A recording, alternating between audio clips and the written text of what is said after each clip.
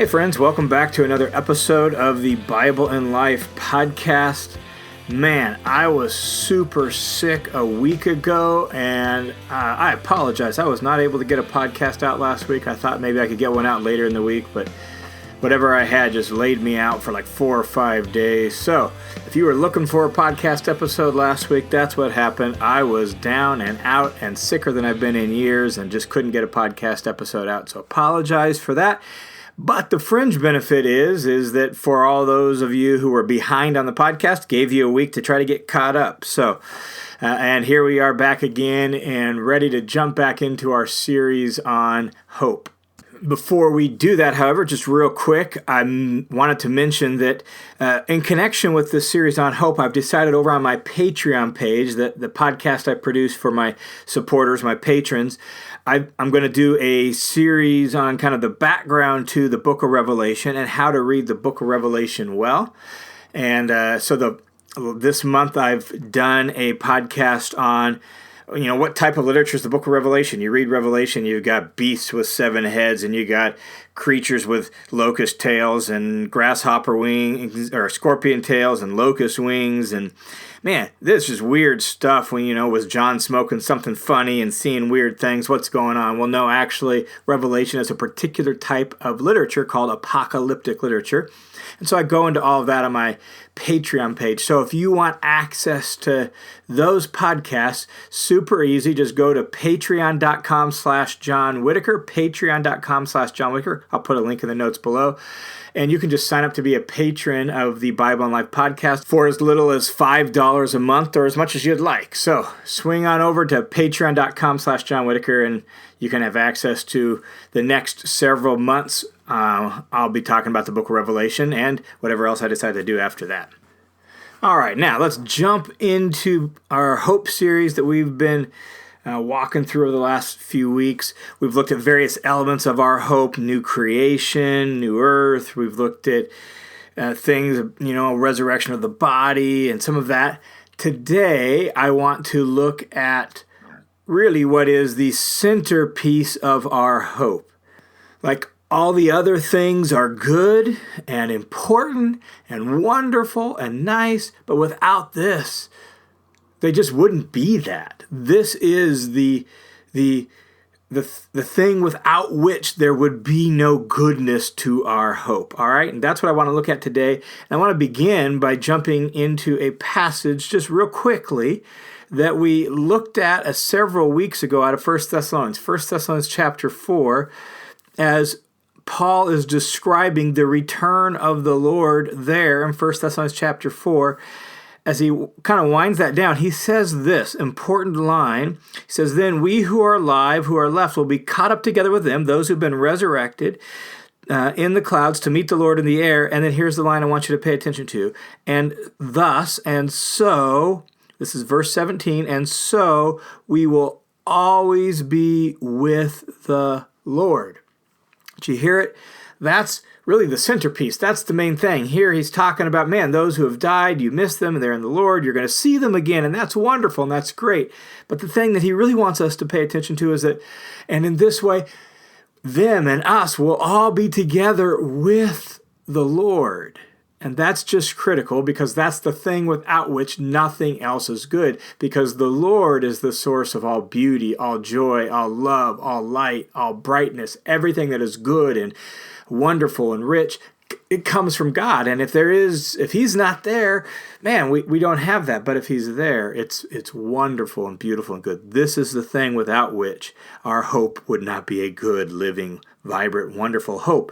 But it is there. And so ultimately, that's what we're looking forward to, is being with the Lord. In fact, the Apostle Paul in Philippians chapter 1, looking towards maybe the end of his life. In Philippians, Paul's in jail, probably in Rome, and he is not sure the outcome of his case. He thinks he's going to be set free, but he's not 100% certain. And this is what he says. He says it's his expectation that actually he is going to be released, he'll be let go, but he's not 100% certain. And if he had the choice, if he could control the outcome, if he could totally choose the way he was going to go, he's not sure what to choose. Listen to what he says. He says, Yet, which shall I choose? I can't tell. I'm hard pressed between the two being released from prison and living on and continue to do ministry, or dying and going to be with Jesus. He says, I'm hard pressed to choose between the two. My desire, catch this, is to depart and be with Christ. That means to die and go be with Jesus. But, because that's far better, but to remain on in the flesh and continue to serve Jesus here, well, that's better for you. And man, I'm just not sure which to choose. But what I want you to notice is, look what his chief desires. Look what he wants more than anything else: to depart and be with Christ, to depart and be with Jesus. That's the centerpiece of our hope, is being with the Lord. So whether it's death now and then going to be with Jesus and awaiting our resurrection, or if we're alive when Jesus returns and being caught up with him and being with the Lord forever, that's the focal point, the centerpiece of our hope. Paul describes this again in 2 Corinthians chapter 5, where he's really wrestling with his ministry, and he's wrestling with all the suffering he has experienced for his ministry, and he's kind of using that as an example for those of us who are in Christ.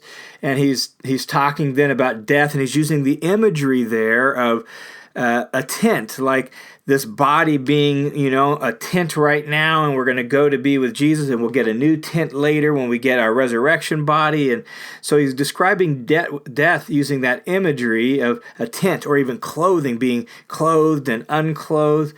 But in the context of that, he says, look, we know whatever happens to us, we're going to end up being with Jesus. So he says, we're always of good courage. We always have good courage. We always take heart, because we know that while we're at home in the body, we're away from the Lord.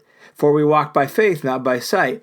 Yes, we are of good courage, and we would rather, catch this, again, here's his chief desire, and we would rather, if we had to choose, be away from the body and at home with the Lord. For Paul, being with Jesus is more important than being alive in this current state, in this current flesh, because he wants to be with him so bad, and that's the centerpiece of his hope, and that's the centerpiece of our hope as well. So as we think about our hope, and we think about where our life is going, the Apostle Paul really models for us this example of our greatest desire, our heart's greatest longing ought to be to go and be with Jesus. The more we fall in love with Jesus, the more we see how wonderful and glorious and beautiful and incredible and desirable he is. All of a sudden we realize, man, I want that more than anything else. That's what I long for most of all. And I think it's that desire, that longing, that explains an interesting little almost passing comment in the book of Revelation chapter 21, says that as John's looking around at this scene that's being painted before him, and he sees this picture of future glory and the new earth and the new Jerusalem coming down out of heaven, he sees all this. He says, and I didn't see a temple there. Well, that's an interesting little comment, and there's probably a variety of little reasons for that. But I think one of the things that explains that is the significance of the temple in the Jewish worldview and in the biblical worldview, what the temple represented, and then what's going on there in Revelation 21. Let me show you what I mean. To do that, I want to look at a couple Psalms. Psalm 42 describes the psalmist longing to go to the temple and to worship. And in their thought world, we don't fully understand it, so we've got to try to hear it their way. It makes a lot of sense. Psalm 42, verse 1 is very familiar. As the deer pants for the streams of water, so my soul pants for you, O God. Very familiar, but I want you to hear what he's really getting at. My soul thirsts for God, for the living God. This is that desire for God because of knowing God's glory and beauty and wonderfulness, right? Then he says, when shall I come and appear before God? What's he getting at? Well, when he says, when shall I come and appear before God? He's thinking of going to the temple and worshiping the temple and experiencing God's wonder and glory and beauty there. Let's keep reading so you can hear that. He says, my tears have been my food day and night, while they say continually to me, where is your God? These things I remember, O God, as I pour out my soul, how I would go with the crowd and lead them in procession to the house of God with loud shouts and songs of praise, a multitude keeping festival. and he's remembering how he used to be able to go to the temple and go to worship, and for whatever reason he hasn't been able to for a long time. And maybe it's because of some opposition, not totally sure, but he hasn't been able to be there. And he's longing to go to the temple and appear before God and gaze upon God. Why? Because the temple is the place where earth and heaven intersect in biblical theology in the Jewish thought world. It's the place where earth and heaven intersect. It's the place where God and man meet. And so you go to the temple and you get to experience the goodness of God. You get to see the glory of God. You get to worship the beauty of God there in the temple, and that's what he's longing for. Now, you keep reading in a different psalm, Psalm 27, and it says this, Psalm 27, verse 4, "One thing I have asked of the Lord, and that's what I'm going to seek after, that I may dwell in the house of the Lord all the days of my life, to gaze on the beauty of the Lord and to inquire in his temple." Do you hear that longing? If I could, I just would pitch my tent. I would just set up my house right there in the temple of the Lord to live there all the days of my life so that I could gaze on the beauty of the Lord. That's what the temple was for God's faithful people under the Old Covenant. It was the place where earth and heaven intersect. It was the place where they could go and see God's beauty and experience his glory. It represented the heart of their longing to be near God, their longing to be with God, their longing to worship God. That's really what the temple was. Well, now back to Revelation 21, and let me just read you this. Revelation 21, verses 22 and following says, "And I saw no temple in the city." Remember, this is the new Jerusalem coming down out of heaven and being kind of founded, established on the new earth. And so as he's looking around this new Jerusalem, he says, whoa, there's no temple there. There's no temple there. Remember, John's a Jew, and he knows their history. He knows these Psalms, and he knows that the temple was the heart of their worship and the heart of their desire to be near to God. I didn't see a temple there. And then he gives the reason why. "For its temple is the Lord God Almighty and the Lamb." What's going on? Well, here's what's going on is there's no temple because God himself is there in the city. There doesn't need to be a physical place that represents God's presence. There doesn't need to be a physical place that kind of symbolically and experientially is the place where earth and heaven intersect, because God himself actually lives in this city. He fills the whole city. We don't need a space, a temple to go to, because God himself is there. And my friends, that is the centerpiece of our hope. As we look forward to the future, a resurrection body that's glorious and wonderful and strong and beautiful and has no pain and no hurts and will never die again. That's wonderful. A perfect earth like a Garden of Eden on steroids. It's beautiful and glorious, and the fruit is sweet and juicy and wonderful, and we can interact with the animals. That's incredible and that's glorious, and it's going to be wonderful. But those things, without the goodness and the beauty and the glory of God, would not be good, and they wouldn't be wonderful. God himself is the source of all beauty, all wonder, all strength, all joy, all love. And there's no temple there in this new earth that we're going to dwell in, because God himself is there. God himself is there, and we'll gaze upon the beauty of the Lord. We'll dwell in the glory of his presence day in and day out. And we'll have this access to him and this experience of him unlike anything we can even imagine now. And so that explains Paul's longing, where it's like, man, if I could choose, I would choose to depart and be with Jesus, because that's far better.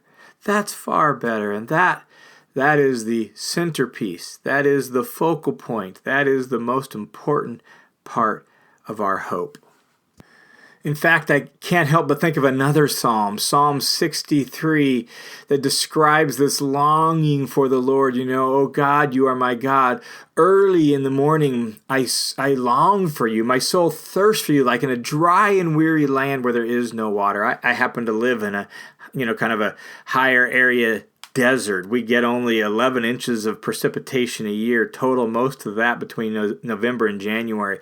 I've been out fishing on the river in middle of July, and it's 95 degrees, bone dry, dusty, and I get that feeling of, man, after just a little bit of time without water, man, I am craving water.